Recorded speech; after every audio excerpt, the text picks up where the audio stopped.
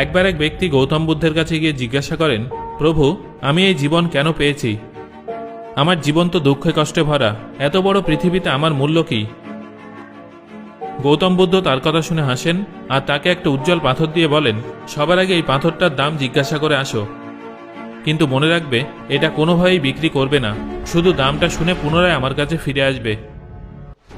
সেই ব্যক্তি ওই পাথরটা নিয়ে একজন আম বিক্রেতার কাছে যান আর সেই পাথরটা তাকে দেখিয়ে বলে, ভাইয়ের দাম কত?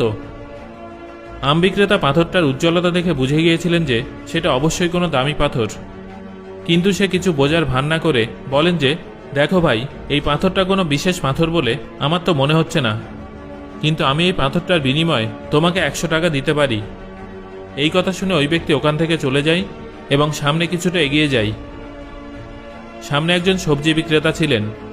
তিনি ওই সবজি বিক্রেতার কাছে গিয়ে পাথরটার দাম জিজ্ঞাসা করেন।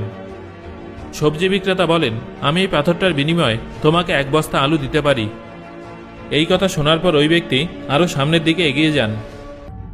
এরপর তিনি একটা মুদিখানা দোকানে যান এবং সেখানকার মালিকের সাথে কথা বলে সেই পাথরটা দেখান। দোকানদার ওই পাথরটার 1000 টাকা দাম দিতে চেয়েছিলেন। এটা শোনার পর ওই ব্যক্তি ওখান থেকে বেরিয়ে আসেন এবং তারপর ওই ব্যক্তি আরও এগিয়ে যান। এবার তার মনে হচ্ছিল যে পাথরটা বেশ দামি, তাই কোনো জহুরির কাছে গিয়ে পাথরটার দাম জিজ্ঞাসা করা উচিত। তাই তিনি একটা জহুরির দোকানে গিয়ে উপস্থিত হন আর সেই পাথরটার দাম জিজ্ঞাসা করেন। জহুরি পাথরটা দেখেই চিনতে পারেন যে সেটা বেশ দামি রুবি পাথর, যা অনেক ভাগ্যবান ব্যক্তিরাই খুঁজে পায়। তিনি বলেন, আপনি ওই পাথরটা আমাকে দিয়ে দিন আর আমার থেকে 1 লক্ষ টাকা নিয়ে নিন। ওই ব্যক্তি ততক্ষণে পাথরটার মূল্য বুঝে গিয়েছিলেন। তারপর তিনি বুদ্ধের কাছে ফিরে আসার জন্য ঘুরে দাঁড়ান। তখন জহুরি তাকে ডেকে বলেন, আরে ভাই দাঁড়ান, আমি এর পরিবর্তে আপনাকে 50 লক্ষ টাকা দেব। কিন্তু ওই ব্যক্তি তারপরেও থামে না। জহুরি যে কোনো মূল্যে সেই পাথরটা নিতে চেয়েছিলেন। তিনি লাফ দিয়ে ওই ব্যক্তির সামনে চলে আসেন আর হাত জোড় করে বলেন, তুমি এই পাথরটা আমাকে দিয়ে দাও, আমি তোমাকে 1 কোটি টাকা দিতে রাজি। ওই ব্যক্তি ওই জহুরির পাশ কাটিয়ে চলে যায়। জহুরি তখন পিছন থেকে বলতে থাকেন, এটা অনেক দামি পাথর, মহামূল্যবান পাথর, তুমি এর জন্য যত টাকা চাও আমি দেব।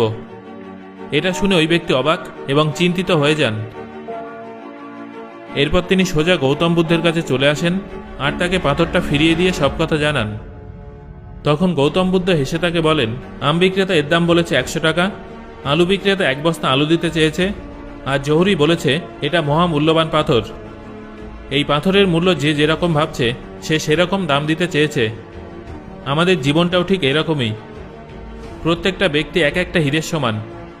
এই পৃথিবী যাকে যতটা চিনতে পারে তাকে ততটাই মূল্য দেয়, কিন্তু মানুষ এবং হীরের মধ্যে একটা পার্থক্য থাকে, সেটা হলো হীরেকে অন্য কেউ খোদাই করে আর মানুষকে তাকে নিজেকেই খোদাই করতে হয়, অর্থাৎ নিজেকেই তৈরি করতে হয়। তুমিও নিজের প্রতিভা খুঁজে বের করে নিজেকে উজ্জ্বল করে তোলো, দেখবে তুমিও এমন কাউকে পেয়ে যাবে যে তোমার সঠিক মূল্য বুঝবে।